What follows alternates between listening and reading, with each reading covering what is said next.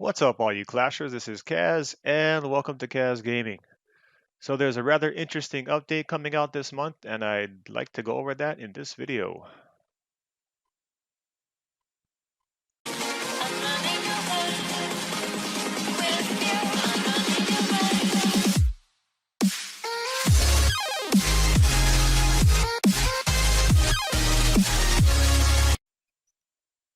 Alright, so how's everyone doing today? As always, I hope you guys are all doing good. So, you all can relax. I know there's been some clickbait videos roaming around out there using this picture of Gulam talking about a possible triple evolution, and it looks like that is not going to happen. I was actually in the process of making a video about that picture explaining my take on it, but the update video has hit the Castle Clash Facebook page, and so there is no reason for that. My initial thoughts were that this cyborg looking Gulam was merely a hero skin, and that was what was coming to us. It made sense to me because we already have skins for bases in the game, and right on the picture you can see the words, "You got the look," sort of insinuating that this change is just appearance only. At that time, there was no other information on the page except for this picture. My other thought was that this was some kind of armor that Gulam could wear, and the armor would have its own stat bonus, something like that. So it really was kind of cool when I saw the video, and I saw that I was pretty close on the later.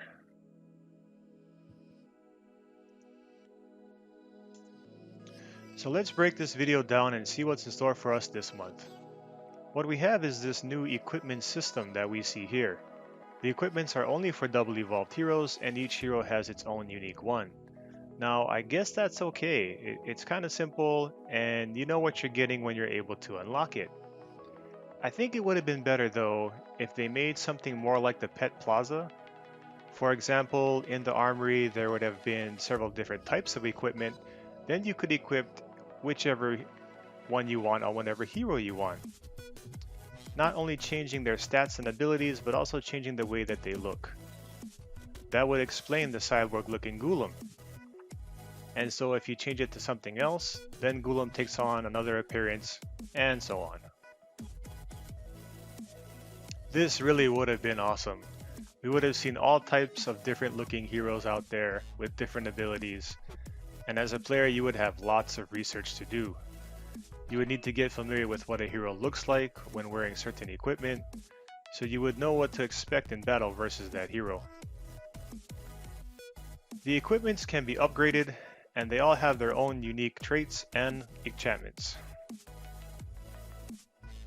Now the red crystals you see at the bottom there are in fact not red crystals.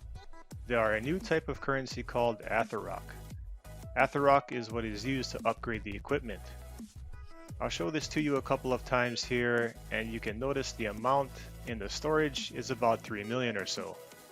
And when the Aetherrock picture comes up, you can see about the same amount, 3 million, right about there. So this is not the red crystals you get from Lost Realms, so you guys can relax about farming the hell out of that place. You get Aetherrock simply by raiding, consuming books, and also the daily quest board.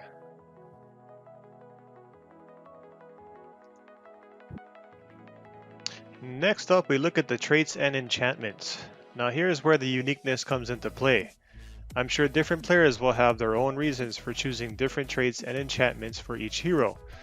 So although the heroes will have the same equipment, they will most likely have different traits and enchantments depending on what players are looking for, or really what players are willing to spend. As you will see, they both cost gems to roll. Now, I'm not sure what to make of this here, and I'll play this one for you guys for a few times. I like this part here where you can use merits to roll, but if you notice from there, it's all gems. So the question is, how does that work? Well, I'm sure you just get better odds by rolling with gems versus rolling with merits. And another question is, why does it say 150 gems, but when my man rolls, you can see him spending 165 gems? What's up with that? Anyhow, it's plain to see that the traits are referring to heroes' attributes, accuracy, crit damage, that type of thing, etc. The enchantment rolling system is exactly the same as the talent rolling system. It's a 5 of 5 scale, costing 300 gems per roll. And let's face it, that is a little messed up. No, that is a lot messed up. I'll slow this up here for you guys so you can read what some of these things do. So I see something called Malaise. Reduces healing on 2 random heroes by 100% for 1.4 seconds. Cooldown of 8 seconds. Another one there is called Silent Shot. Increases range by 1 for the entire battle. Has a 10% chance to silent targets for 1 second. Cooldown 7 seconds. The last one there is Cursed Battlefield. All enemy units receive 5% more damage for the entire battle. I kind of like that one. But again, that's going to cost me 300 gems. So that just about breaks it down. The strange thing is, the question still remains, what's up with this picture? The Golem in the video did not look like this. But I guess we'll learn more when the update, more information about the update comes out. I don't know, I'm still voting that it's just a skin. You know guys, this update is gonna be major. This will be the most game-changing update since Double Evolved Heroes. And I don't know what to tell you. This update seems cool on the surface and brings a new element to the game, but we can all see what's happening here. You think you drop gems on heroes and talents now, getting them traits and enchantments too? Watch those gems plummet. Players were already complaining about the rolling system and the price of this game. IGG brought in a few distractions with the free roll and the hero that you can actually buy straight from the bazaar. Those didn't address the rolling system at all.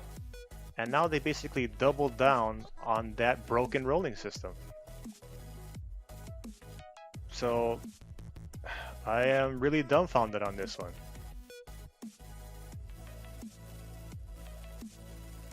I suppose I'll be okay for a little while. I still have some gems to spend. Not sure if you guys heard me say that before, but I'm kind of done. You know, I've been done. I suppose I consider myself a born again free-to-play, if that makes sense. You know what I mean? But that gap between pay-to-play and free-to-play is now growing even larger. I mean, rest in peace, free-to-play. That's all I gotta say. This really could be the beginning of the end.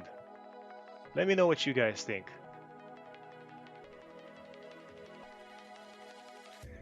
Alright guys, that's all I got for you in this video. I want to thank you for watching. Don't forget to hit that like button. And if you're new to my channel, subscribe. Y'all take care of yourselves now. This is Kaz, signing out.